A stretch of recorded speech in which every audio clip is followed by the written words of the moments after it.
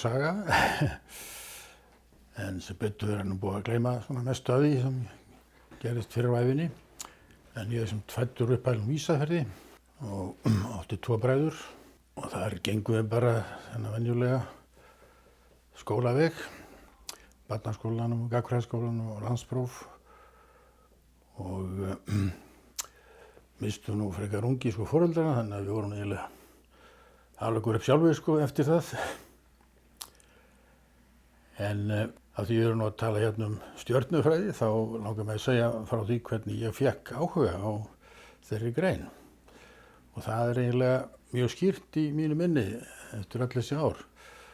Ég held ég að verið 11 ára þegar ég heyrði í útvarpinu Hjört Halldórsson, söngkennari í MR, flytja fyrirlestri eftir Fred Hoyle sem hann hafði flutt áður í BBC.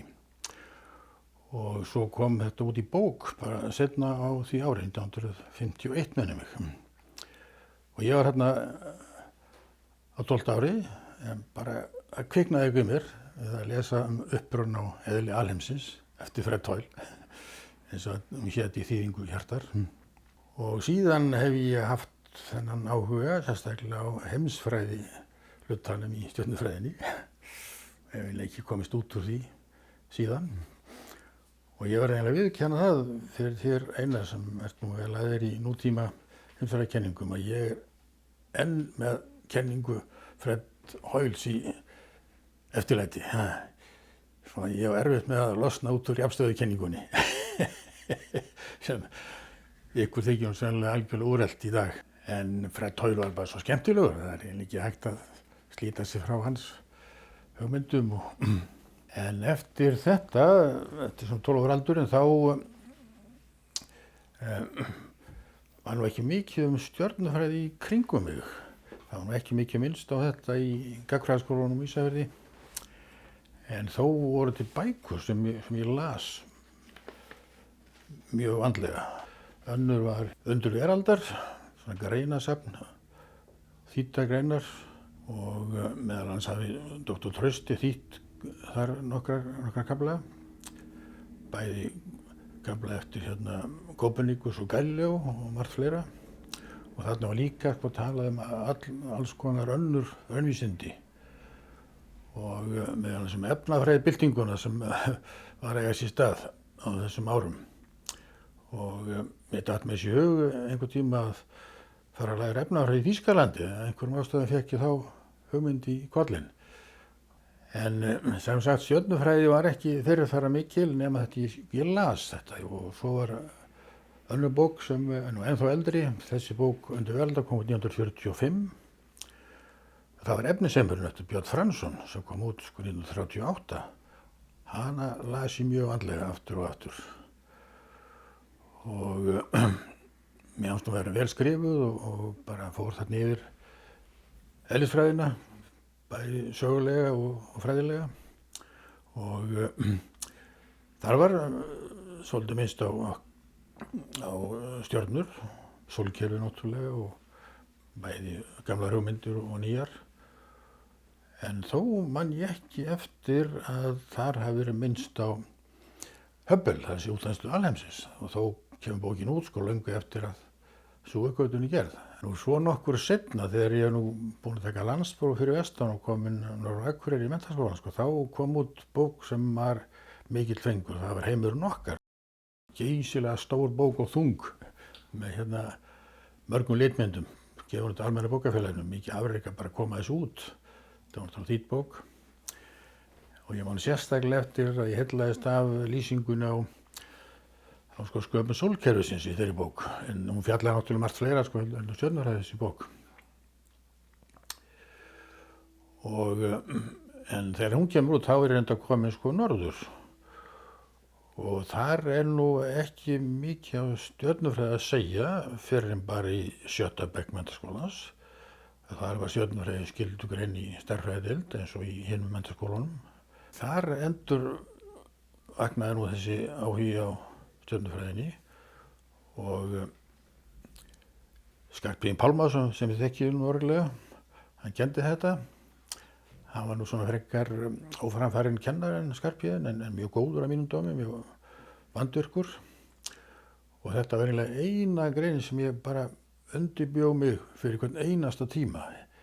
Hitt skipti mér náttúrulega stærðfræðin og eðlisfræðin og allt það satt frekar á hakanum heldur stjörnufræðin. Og í þeirri bók sem var nú náttúrulega dönsk, þar var náttúrulega eins og í öðrum bókum á þessum tíma fyrir þetta skólastig mjög mikið gert úr hnitakerfum himingkvöldsins og þetta þótti flestum mjög leiðinlegt efni. Þannig stjörnufræði var nú ekki mjög vinsæl grein, minni mig fyrir norðanum ég veit ekki hvernig þetta var í MR. En þó, mér fannst þetta ekkert leiðinlegt þannig að ég bara lærði þetta og svo var náttúrulega fjallað sólkerfið og það sem ég man nú sérstaklega eftir að það var frásögn af sveiflustjörnum, það sem ég kallaði Sefíður, því ég kallaði sennilega Sefíta, ég vil nota kvenkistórið Sefíða þetta fyrirbæri. Hvernig hægt var að nota þær til þess að ákvaða fjarlægir. Þetta þótti mér bara alveg stórmerkilegt og hef ekki glemt því síðan. Hvað ég bara var undrandi að þetta skuli vera mögulegt. Að horfa á einhverja stjörnu langt ekki sem blikkaði framan í mann og þá vissi maður hvað var langt í burtu. En þetta náttúrulega ein grundvallaraðferðin í því að ákveða fjarlægir, en það náttúrulega megin vandamál stjörnufræðinnar frá upphafi, það ákveða fjarlægir eins og kunnugt Og þar var líka örlítið farið út í heimsfræði og útþenslu en þetta man ég alveg sérstaklega. Og löngu seinna þá var ég nú að hugsa að taka þetta fyrir bara sem svona stórt verkefni þegar ég var að læra stjörnufræði seinna en kemur betur að því síðar. Á þessum tíma þá þegar stjörnufræðin komin þarna á kennsluskrá í MA þá ég nú orðinn 18 ára. En þá gerðist náttúrulega viðburður sem breytti nú mínu lífi og sennilega bara flestra í heiminum að það var Spútnik. Og ég þá 18 ára og þetta kom í fréttunum náttúrulega í útvarpinu kvöldið og daginn eftir, það var í október og nóvember, 1957.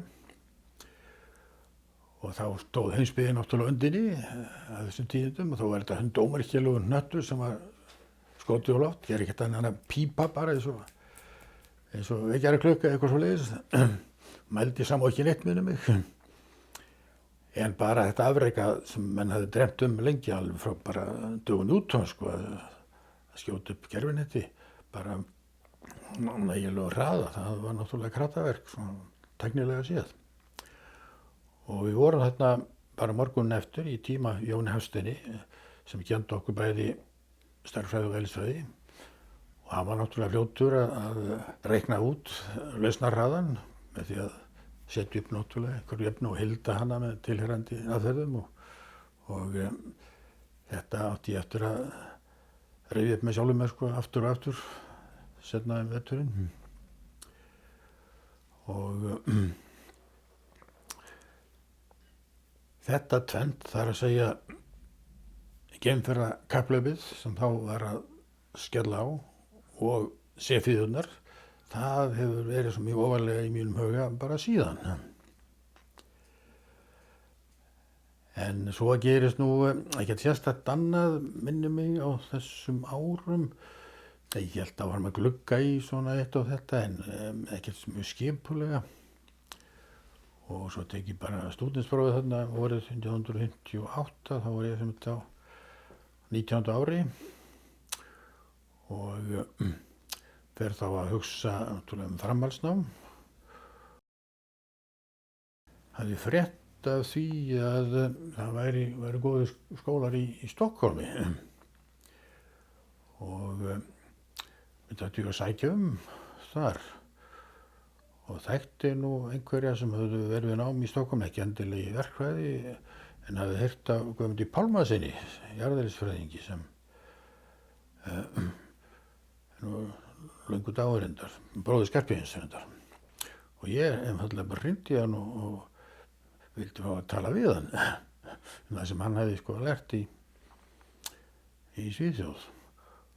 og ákvað að sækja það sama og hann hefði lært sem var sko eðlisverkfræði, teknísk fysík.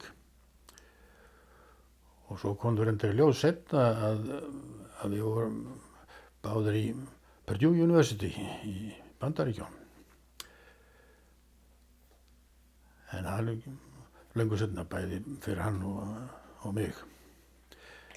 En sem þetta ég sæki þetta og þekkti nú Ólafur Jónsson, bókmenntafræðingur, hann frændi minn, hann hefði verið þarna í nokkur ár og undan og ég hitti hann líka og hann hjálpaði mér að semja svona einhver umsókn á sænsku og svona. En svo gerist það, bara ég fæ svar einhvern tíma sumarið, ég hefði tekin inn í þetta. Ég byrjaði þarna í þessari verkfræðideild, en svo kom að því að ég ákvaða að fara yfir á Stockholms Universitet og svo ekki vera lengur í verkfræðiskólanum þarna.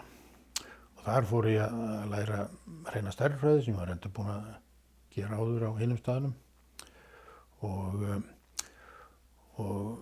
eðlisfræði, sérstaklega kennilega eðlisfræði og svolítið heimspeki líka til að efla andan og svo að lokum stjörnufræði. Að síðast árið þá var ég eiginlega eingöngu í stjörnufræði og þar bara fannst mér ég vera komin á minni stað og lærið þarna allt þetta svona klassíska,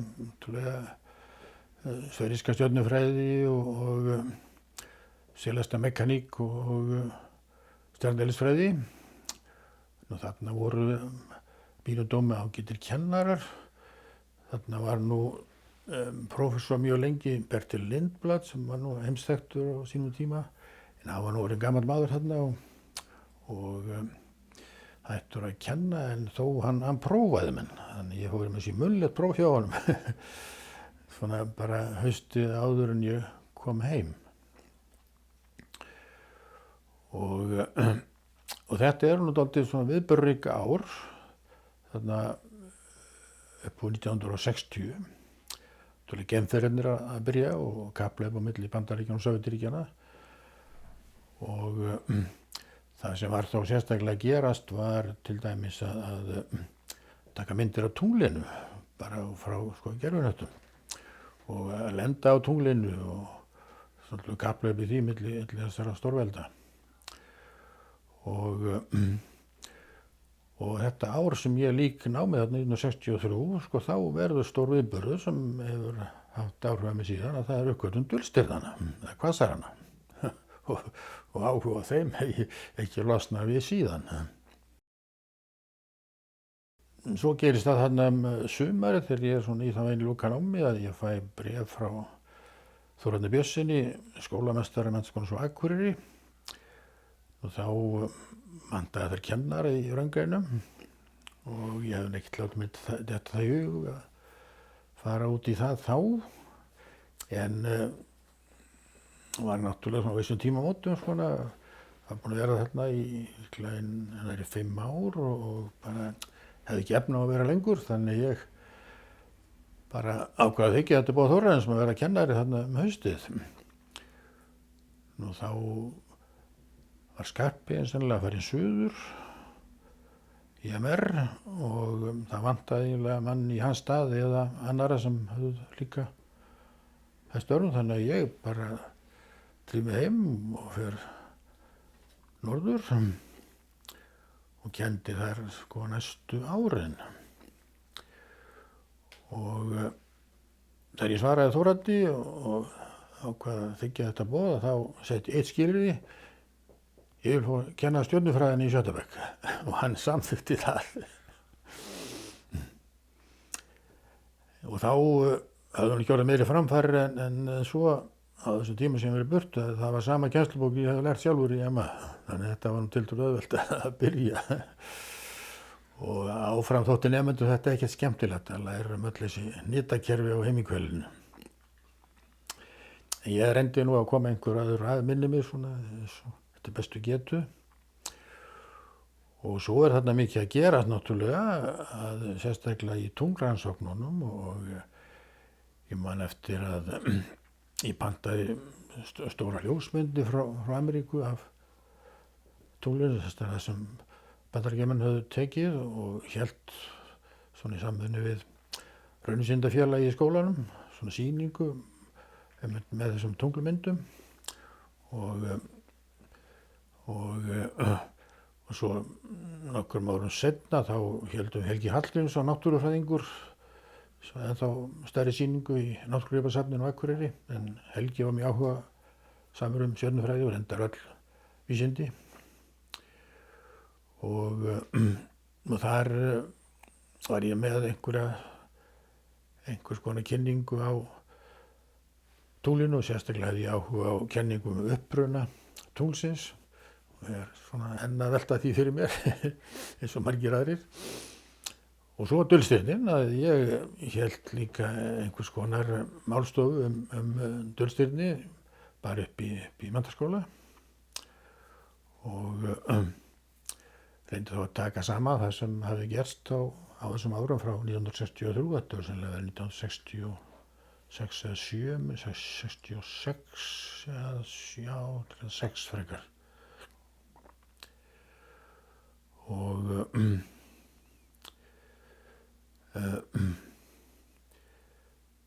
svo tók ég reynda frí 1 ár frá kennslu og ætla að halda áfram í Stokkhólmi að læra bæði kennilega eðlisfræði og stjörnufræði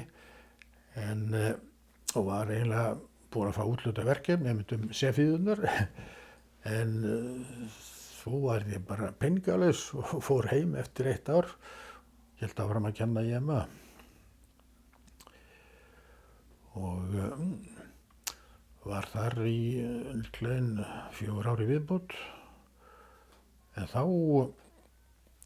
ákvað ég að flytja suður til Reykjavíkur og þá var ég á svona sumarnámskeið í kennslufræði til að fá þessi mikilvægu réttindi til að með að kallast menntaskólakennari eða bara kennari yfirleitt og þá hitti ég Björn Bjarnason sem þá var nýorðinn rektor menntaskóla Tjörnina sem var nýstofnaður þá og hann vildi endilega ráða mig í vinnu og ég ákvað að þiggja það og var þar næstu árin. Og þar var engin stjörnufræði á kennsluskrá til að byrja með en hins vegar hafði Björn mikinn áhuga á því að gera eitthvað meira í því efni. Þannig að hann samþykkti að stjörnufræði væri valgrein í skólanum og þá lenti ég í samkeppni við sálfræði sem var líka valgrein.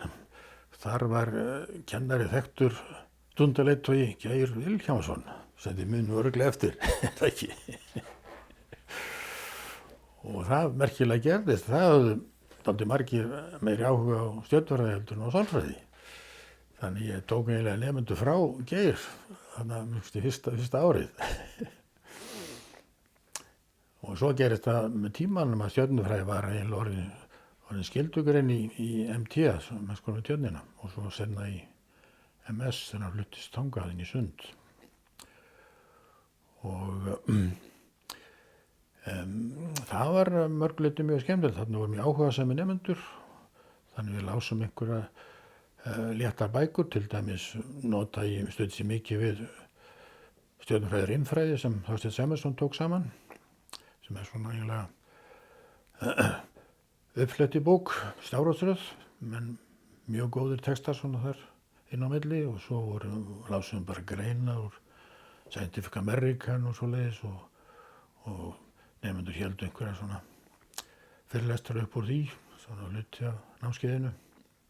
En sem sagt, þarna er ég sem í MT og MS í 6 ár og reyndar 1 ár í MR og þá varst þú nú Einar Guðmundsson að kenna það sama ár og nokkrum árum seinna, það er að segja líklega 1976, þá er ákveðið að kenna stjörnufræði í Háskóla Íslands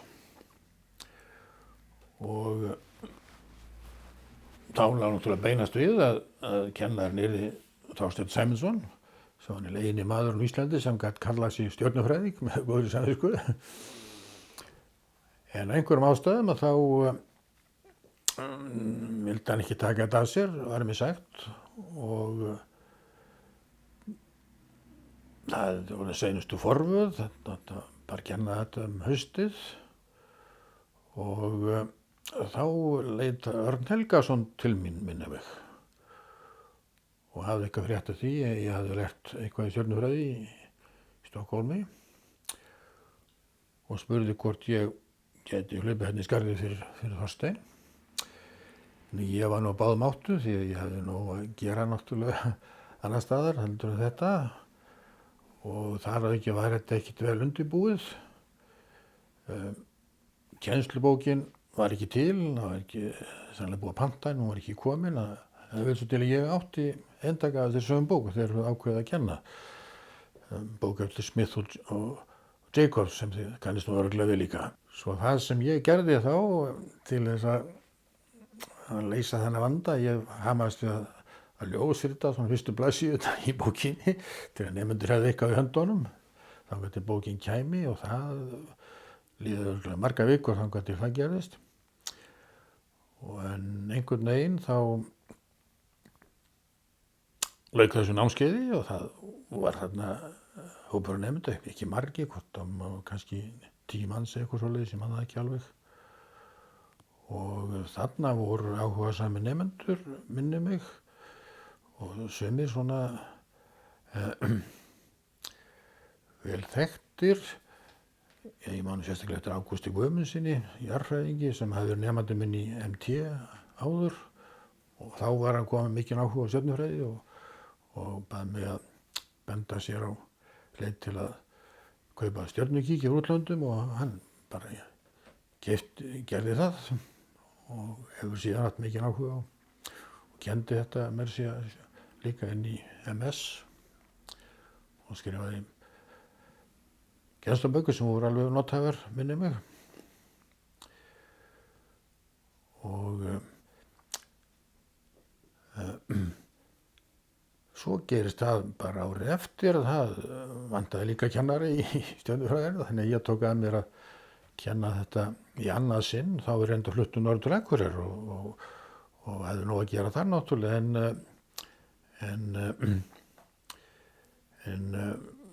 en féllst á að fljúga suður svona helgar og kenna þetta á laugardögum minni mig árið eftir og það var náttúrulega ekki nógu góð aðferð sko. Þannig að þetta var nú ekki nógu vel gert að mínum dómi en þarna gekk þetta sem nemendur lærði þetta og tóku próf og flestir bara stóðust það með ágætum og í þessum seinni hópi held ég hafi verið Níels Karlsson sem var nú seinna kennari á Akureyri og tók meistarapróf í stjörnufræði hjá ykkur hérna í háskólanum. Annars ég man eftir var Sigurður Emil Pálsson, var hann ekki þekktur eldsveinemandi í háskólanum, geysilega vandvirkunemandi og fór ekki í próf þegar hann var búinn að þaullesa efnið. Þannig ég held ég að þurfti að prófa hann alveg sérstaklega árið eftir eða 2 ára seinna, ég man það ekki. En á þessum árum svo líka stofnað stjörnuskoðunarfélag Seltjarnarness, það sem ég er stofnfélagi. og ef ég man rétt að þá hélt ég það einhvern fyrirlestur dulstirninni mitt áður en ég fluttist norður. Það var ennþá lengur fram tíma, þá var náttúrulega stofnað Stjörnuvísindafélag Íslands 1988 var það ekki og þar er ég líka stofnfélagi. Þetta er mörg ár þarna sem ég hlaupið yfir en það er nú eitt sem að blasir við þegar maður lítur til baka. Það er það að það hefst kennsla í stjörnufræði við Háskóla Íslands. Stjörnuskoðunarfélag Seltjarnarness er stofnað svipað leyti. Já, það er 78 Nei, 76. 76. Já.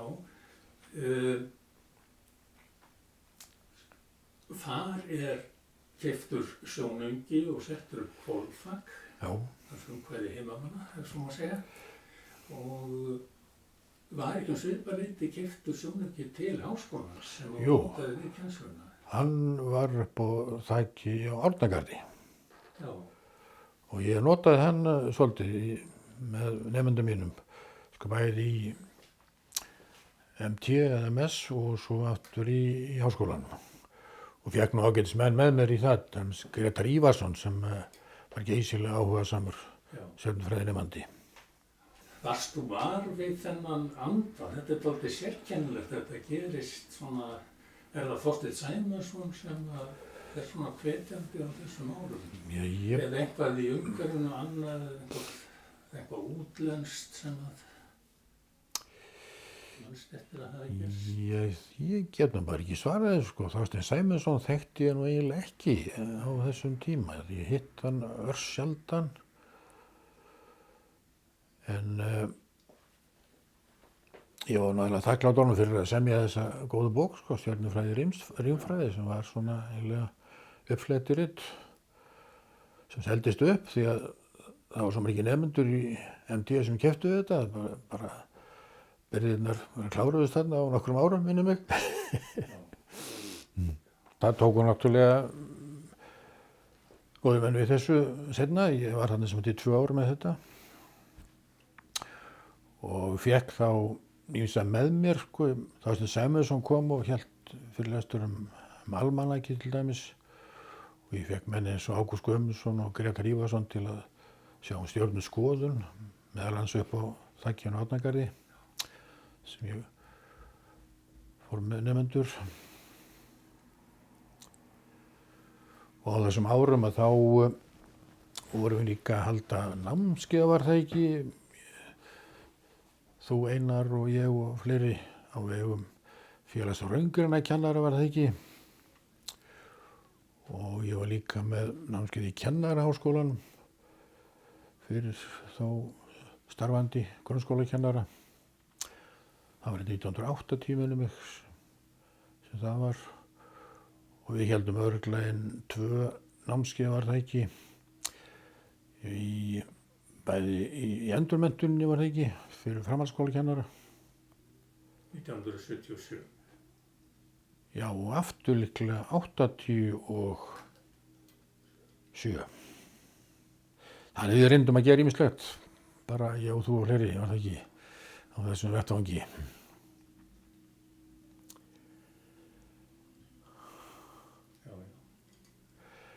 Já, við stóðum að stofnun félags- og raunggreinakennara á samt öðrum góðum Jú. á þessum árum einmitt, það er ekki 76. Það var sennilega á þessum, ég var sennilega bara sama árið, eða 75, 6. Það var áður en ég fór norður, 77 örugglega sem það var stofnað.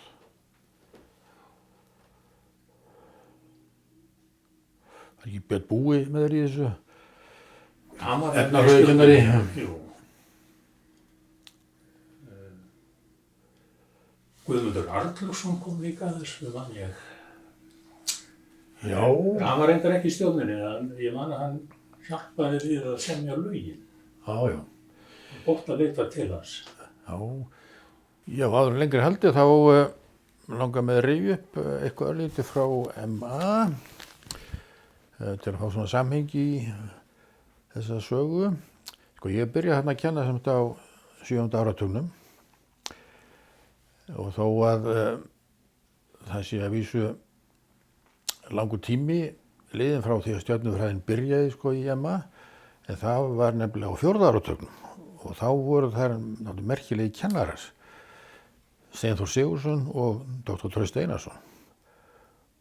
Og þó ég teli mig ekki verið eftirmann þeirra á neinn hátt, en þeir voru þarna sem starfandi, kom eiginlega bent frá námi, annar í Danmörku og inn í Þýskalandi og voru þarna kennarar í nokkur ár, en fóru svo suður eins og Trausti var bara kallaði suður til þess að kenna í verkfræðideildinni.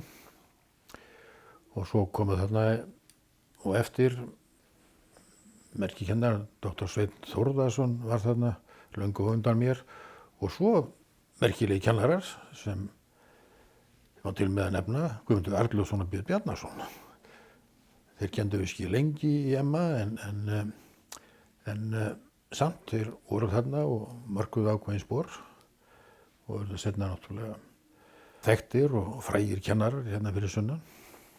Og Gunnar Arnljótsson segja nú margir að sé besti kennari sem þeir hefur nokkuð tíma kynnst á ævinni. Og meðal þeirra var Jón Hafsteinn Jónsson, kennari á Akureyri, sem sagði mér þetta persónulega. Hann hafði aldrei haft betri kennari heldur en Guðmundur Arnljótsson, bæði í stærðfræði og eðlisfræði og stjörnufræði. En það sem nú sennilega aðalatriðið í þessu, það að ég fór þarna í meistaranám í Bandaríkjunum og þá var enskukennari á Akureyri sem hvatti mig til að sækja styrk frá National Science Foundation. Ég fékk hann og komst að í Purdue á svona áheina sumarnámskeið fyrir kennara í eðlisfræði og var þar sem var 4 ára áætlun en ég vísu stytti mín leið og var hérna í 3 ár og lærði heilmikið þannig. En það var nú eiginlega hreinir eðlisfræðikúrsar sem ég tók þar. Þannig ég tók að vísu stjörnufræði sem verkefni sem átti að vera uppistað í einhvers konar stjarneðlisfræði fyrir menntaskólanemendur sem ég á nú eiginlega eftir að ljúka almennilega við en það var svona tilraun til þess. En að því ég var bara að minnast á Purdue áður að þá var það út af því að Guðmundur Pálmason var þarna líka sko í meistaranámi löngu undan mér. Og svo hafa náttúrulega margir aðrir verið þarna. Jón Atli, rektor, var þarna líka og Vilhjálmur Árnason, heimspekingur og einar og þessir. Það verið þarna, en þetta er talin góður skóli, skilst mér. En svo var ég Guttlíms Öðreinar og þú nú svolítið flæktur í það á Nordita. Já. Við fengum tækifæri þarna, ég og þú, fyrir tilstilli Magnúsar Magnússonar og að skreppað þangað á bæði námskeið og ráðstefnur í nokkur ár. Og þú varst svo ánægður hérna og hélt bara áfram og laukst þínu námið þar að ekki, bara á doktorsprófi. Sem ég hafði nú ekki tíma til né efni á þeim tíma. Hvað sem annars hefði úr orðið, kann ekkert það segja.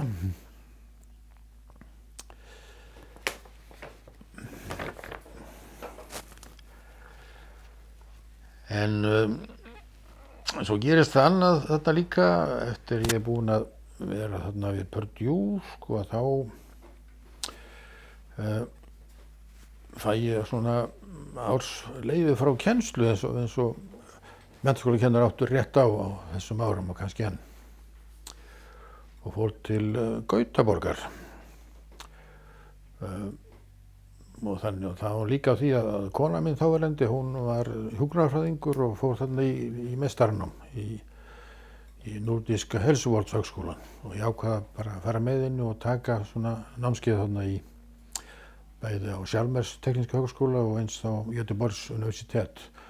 Og þar gerði ég nú heilmikið. Ég tók alls konar námskeið svona bara einhverju svona tilviljun. Tók hérna námskeið heimspeki stærðfræðinnar og ég tók námskeið í kvantelektroník, nýþungt námskeið minni mig. Og ég tók kúrsa í tölvunarfræði, forritun og þess áttar og það sem var nú kannski mikilvægast fyrir mig, ég tók hérna námskeið í útvarpsstjörnufræði og 2 námskeið í plasmafísík sem var nú svolítið tengt saman. Það var svona samvinna á milli háskólans og tækniháskólans í Gautaborg. Og nokkrum árum áður hafði ég líka farið á námskeið hjá Nordiska forskarkursar einmitt í Únsala nálægt Gautaborg. Það var svona verklegt í útvarpsstjörnufræði. En En svo fór ég nú að læra hitt og þetta eins og stendur nú þarna. Ég fór að læra fiskiafræði, það er nú svona einn kaflinn í lífinu. Eitt af áhugamálum mínum í sambandi við stjörnufræði er að sjálfsögðu Stjörnu-Oddi Helgason sem ég hef leyft mér að kalla fyrsta íslenska stjörnufræðingin þó að aðrir séu ekki alveg sammála þeirri skilgreiningu. En hann er að vísu ekki miklar heimildir og þó það eru merkilegar, þá er það ekki miklar. Og þetta er til í handritum sem eru sennilega frá 12. öld og þar er sagt frá því að Oddi þessi sem var búsettur í Múla í Aðaldal, hétu reyndar Reykjadalur þá en það sama, og hann er líka sagður hafa verið fiskimaður í Flati á Skjálfanda og í svokallaðri oddatölu þá er lýst alveg ótrúlega merkilegum mælingu sem hann gerði á sólargangi. Og þær eru þeim er svo nákvæmlega lýst í þessari oddatölu sem er til í ýmsum handritum að það er hægt að endurtaka þetta enn þann dag í dag. Og það merkilegasta við Odda var það að hann notaði sólina sjálfa sem mælieiningu þegar hann mældi hæðirnar yfir sjónarhörund. Og svo kunnugt er að þá er þvermál sólarinnar það bil hálf gráða og hann notaði þetta sem hann kallaði hvel sem er þá rauninni bara þvermál sólarinnar sem mælieiningu og það er þá hálf gráða og hann mældi allt í þessum sólarhvelum og þá ýmist heilum eða hálfum, svona eftir atvikum. Og þetta er að mínum dómi tiltölulega nákvæm mæliaðferð. Að vísu vitum við ekki hvers konar mælitæki hann notaði, en ég hef nú reynt að búa til svona tilgátu það. En það er kannski önnur saga. Og ég fékk strax áhuga á þessum Stjörnu-Odda, hafi nú heyrt hans getið áður en þegar ég kom norður þarna 1963 árið þar og eftir að þá fór ég að kynna mér svona heimildir Stjörnu-Odda bara á Landsbókasafninu á Akureyri og rakst þar á mjög rækilegar rannsóknir sem til dæmis Svíinn Nathan Beckmann hefði gert. Þessar mælingar Stjörnu-Odda eru að mínum dómi mjög merkilegar og ég hef svona reynt að endurtaka þær með þess að reynt að hanna einhvers konar mælitæki sem hann hefði getað notað og við meira að segja kynnt þetta á ráðstefnu erlendis en þetta er nú svona til gamans gert. Við höfum ekki hugmynd hvernig hann fór að mæla þetta sjálfur. En mælingarnir eru samt svo athyglisverðar að það er hægt að álykta ýmislegt út frá því. Og einhvern veginn fannst mér að þetta væri eiginlega verk sem væri lokið. Að Beckmann og fleiri, Björn Olsen, háskólarektor, hann hefði líka skrifað eitthvað þetta, að það væri ekki miklu þetta að bæta. En hins vegar kom þeir ljóst að Þorsteinn Vilhjálmsson, prófessor, hann hafði farið að veita þessu athygli líka og hann sá ýmislegt meira heldur en ég og hélt áfram að rannsaka þetta og hefur skrifað töluvert þetta og skoðað heimildir miklu betur heldur en ég hef nokkuð tíma gert. Og það eru til útlendingar sem hafa enn áhuga á þessu. Svo þetta er athyglisvert, þó að þetta hafi kannski ekki haft einar afleiðingar, það er ekki sjáanlegt að neitt hafi tekið við þessu merki Stjörnu-Odda, en hins vegar hefur þetta varðveist í íslenskum handritum og verið svona á margra vitorði að var gert hér og jafnvel útlendingar hafa talið þetta vera merkilegustu stjörnufræði athuganir á Norðurlöndum sko frá þessum tíma. Þetta fara miklu sunnar í Evrópu til að finna eitthvað sambærilegt og Þorsteinn Vilhjálmsson hefur einmitt reynt að finna slíkar heimildir sem eru þá svipar og hugsanlega þá eitthvað sem hafi verið þekkt hér á landi. Ég efast ég nú að svo sé. Ég held að stjörnóti hafi verið mjög sjálfstæður í sínum athugunum. En svo ég gerði neitt annað heldur en bara að glugga í þessar gamlu heimildir en hélt svo áhuganum við og svo gerist það þarna á þessum árum sem ég kenndi í MA að ég kynntist Helga Hallgrímssyni, náttúrufræðingi og grasafræðingi sem var líka kennari við MA í nokkur ár og við áttum mörg svona sameiginleg áhugamál. Hann hafði áhuga á stjörnufræði og stjörnuodda og við ferðuðumst nokkuð sumur fyrir norðan. Þannig ég var eins konar svona grasafræði lærlingur hjá Helga, hann var að safna plöntum og við ræddum margt á þessum ferðalögum og fórum með skangandi og meðal annars fórum við þarna á slóði stjörnuodda í Aðaldal. Þá vildum svo til að kona Helga var einmitt ættuð úr Múla í Aðaldal, þar sem stjörnuoddi áttu heima, svo hann hafði mikið áhuga á því að viðhalda minningu odda. Og við ræddum þetta í mörg ár, að þetta gera eitthvað í þessu máli, þetta minna stjörnuodda með einhverjum áþreifanlegum hætti. Og það gerist nú svo sem ekki neitt. En svo gerist það löngu seinna að Stjarnvísindafélagið tekur upp þessa hugmynd á 30 ára afmæli sínu og ákveður að stuðla því að koma upp minnisvarða eða bautastein stjörnuodda á hans heimaslóðum og stofna þarna nefnd sem ég var í sjálfur og Einar Guðmundsson og Sævar Helgi Bragason og Þorsteinn Vilhjálmsson og við förum að hugleiða fyrstulega hvað þetta ekki langan tíma, hvað þetta myndi kosta og svona og ákveðum samt að fara út í þetta og ég hafði samband við Steinniðjuna á Akureyri sem með mjög svona vandaða stuðlabergsteina og við ákveðum að velja eitt slíkan og ég gerði samning við Steinniðjuna bara að fá einn slíka stein, ég borgaði mér sér fyrirfram, svona til öryggis og við heldum að vinna í þessu og safna penningum og það gekk nú eiginlega furðu vel.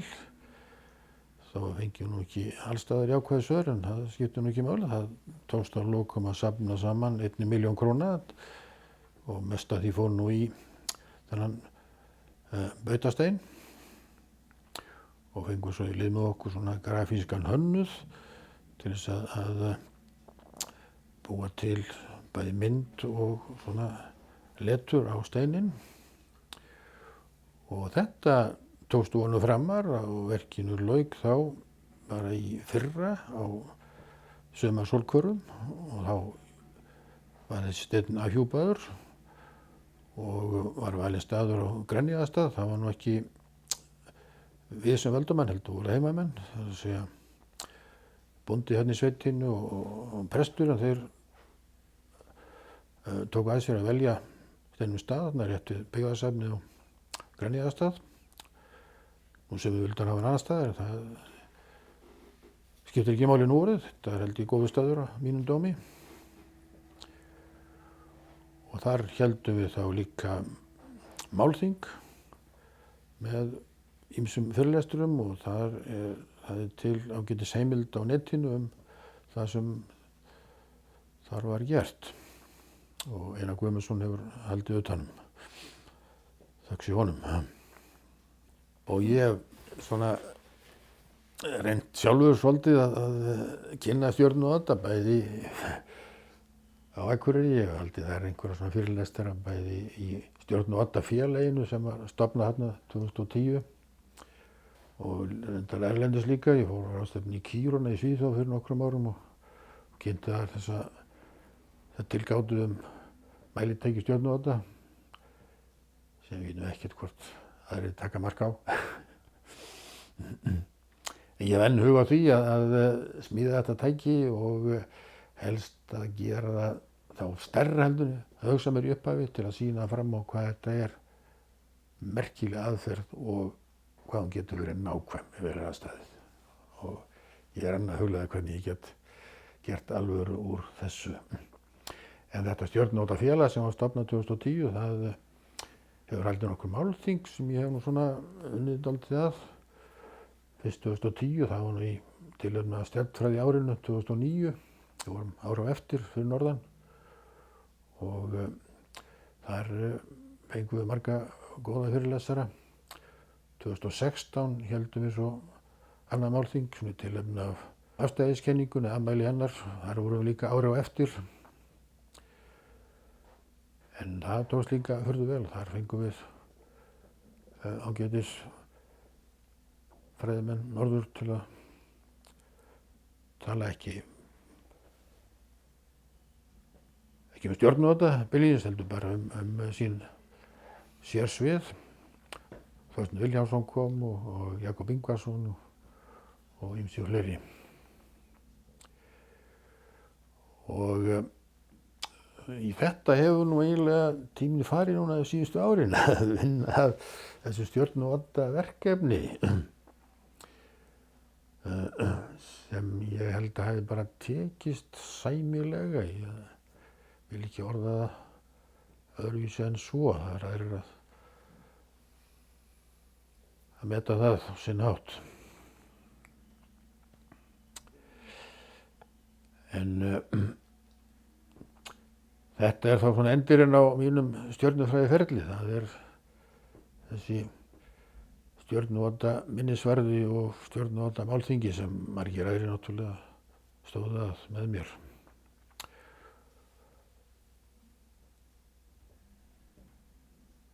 En því er ekki lokið að í svona loka skýrslunni stjörnunótaverkefni þá var rifið upp sú hugmynd að halda áfram og koma upp listaverki til minningar stjörnunóta og þá vilja sumir að það verði á Kárhóli, þar sem er að rísa og kannski risinn svona athugunarstöð sem Kínverjar eiga nú mest aðild að. Það er lagt í þetta mesta peningana og ég veit að heimamenni vilja einhvern veginn byggja upp þann stað sem svona þekkingarmiðstöð. En ég býst nú ekki við að taka mikið þátt í þessu. Þetta er bæði miklu stærra verkefni heldur en hitt og miklu dýrara og kostar örugglega margfalt það sem þessi Bautasteinn kostaði og málþingi í kringum hann. En þetta er verðugt verkefni fyrir þá næstu kynslóð að sjá En það er þá verk stjórnarinnar og þá annarra og kannski bara Þingeyinga sjálfra að koma þessu í framkvæmd einhvern tíma seinna. Ég held að ég sé hættur.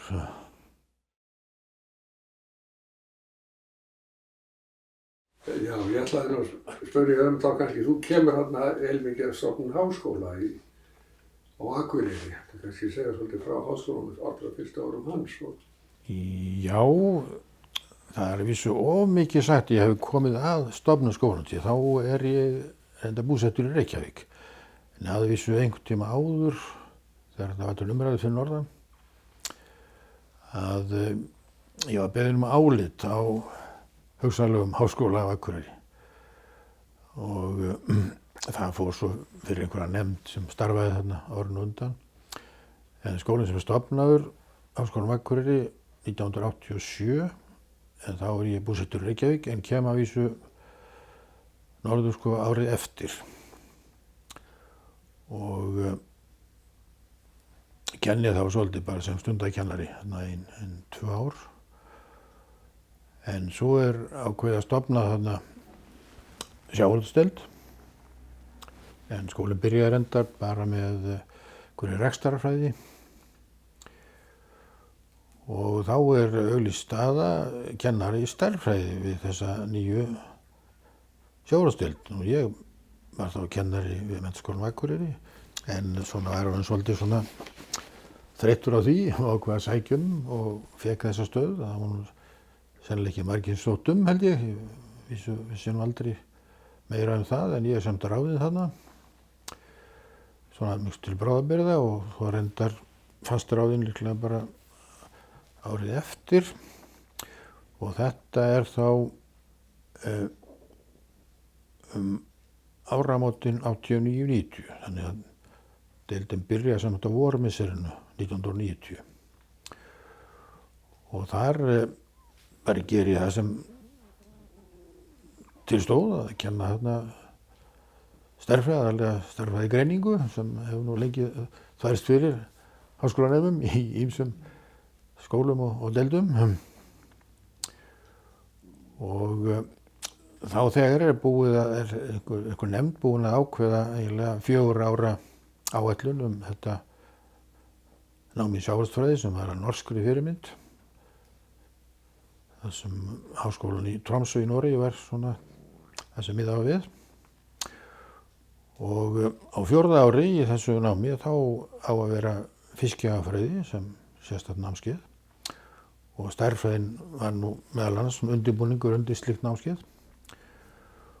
Og þá fórum við sem vorum þarna starfandi, það voru nú ekki margir, ég var fyrsti kennarinn í deildina og svo var þarna Jón Þórðarsson sem var þá deildarforseti. Nú hafði mitt lært í Tromsø og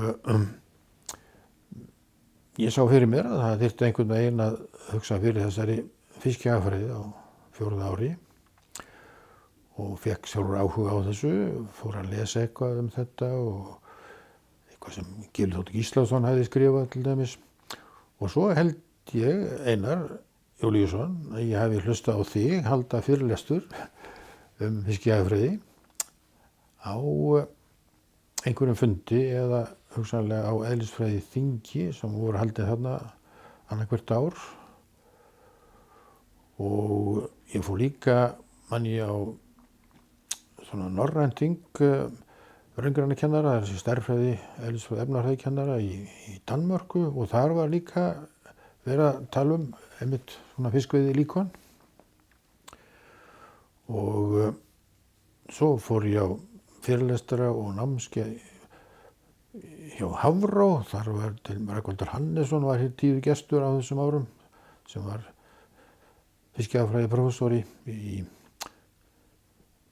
fyrst í Svíþjóð og svo aftur í Noregi. Og Ragnar Árnason hélt einhverju fyrirlestra sem ég hlustaði á, þannig ég fekk bara áhuga á þessari sérstöku fræðigrein sem var nú tiltölulega nýleg. Hún verður til á 7. áratug síðustu aldar segja margir í Vancouver í Kanada. Það sem bæði Rögnvaldur og Ragnar Árnason höfðu lært, verður að segja. Þannig ég fer bara að kynna mér þetta sem fræðigrein og fer til Noregs og hitti Rögnvald Hannesson þar og var einhverjir ráðstefnur hjá honum og svona fekk góð ráð hjá honum þetta. Og svo ákveðið að fara í gang með þetta námskeið þegar þar að kemur og þá fekk ég einmitt Einar Júlíusson til þess að kenna og enda marga fleiri. Og á þessum árum þarna eftir að þá kendi Ragnar Árnason eitthvað og Rögnvaldur Hannesson kom eiginlega árlega í nokkur ár og var hjá okkur í nokkra daga. Þannig að þetta byrjaði svona með því að við reynum að fá til okkar, bara vísa menn til að kenna þessa grein. Nú sjálfur kendi ég eitthvað örlítið fyrsta árið. En svo gerist það þarna nokkur árum seinna að ég fæ svona svokallar rannsóknarleyfi í 1 ár og ég ákveð að nota það til þess að bara að læra fiskjafræði og fór til Portsmouth í Englandi, við háskólan þar og var þar í heilt ár og lærði heilmikið bara í fiskveiðistjórnun og auðlindahagfræði og fiskjafræði og svona því sem þarf til þess að fást við hana, náttúrulega stærðfræðilegar aðferðir, tölfræði og hagmælingar og þess áttar. og tók ég reynda líka svona námskeið við London School of Economics, bara sumarnámskeið, en 2 eða 3 eða 4, ég man allavega 2 sem ég lauk svona sómasamlega. Og þá hafa liðið vísu nokkur ár frá því þetta byrjaði, 93 var það kennt í fyrsta skipti og svo búið að kenna þetta námskeið síðan með ýmsum breytingum og svo var það víkkað út. Þannig ég var umsjónarkennari í þessu nokkuð lengi, en svo tók hún aðri við því. Til dæmis Eyjólfur Guðmundsson rektor tók við þessu tíma, áður en hann fór aftur úr bænum. Og smám saman hefur námskeiðið þróast þannig að umhverfishagfræði er tekin inn í þetta og ekki bara fiskistofna sem auðlind, heldur almenn auðlindahagfræði er þarna kennd. Og ég hef verið viðlóðandi þetta námskeið núna í nærri bara 30 ár og er enn að kenna, bæði núna síðastlið ár og býst við að kenna eitthvað núna á næsta vormisseri. En nú er ég orðinn svo gamall, ég ætti að vera hættur fyrir löngu, en af einhverjum ástæðum þá hefur ekki tekist að útvega menn í staðinn fyrir mig fyrir norðan. Eftir ég hætti sem fastráðinn kennari fyrir meira en 10 árum að þá kenndi ég eðlisfræði vegna þess að eðlisfræðikennari sem þá var Axel Björnsson, hann hætti bara vegna aldurs og þá tók ég við, þó ég sé ennþá eldri heldur en Axel, þetta er lægilegt. En sennilega það sparnaðarástæðum sem Háskólinn á Akureyri hefur ekki ráðið menn í staðinn við þá sem hætta. Þetta er nú mikil öðrega stétt, stundakennarar í háskóla, spara mikla peninga fyrir rekstur skólans. En það er nú önnur saga. Þannig ég hef samt verið að kenna þarna í meira en 10 ár eftir ég ætti að vera hættur. Fyrst í eðlisfræðinu og svo aftur þá í auðlindahagfræðinni sem er orðin svolítið víðar heldur en hún var upprunalega hrein fiskihagfræði. En svo var ákveðið að taka umhverfis þátt inn í þetta og víkka þetta út í svona almenna auðlindahagfræði. Og ég hef svona verið aðalega í þá fiskihagfræði hlutanum af þessu.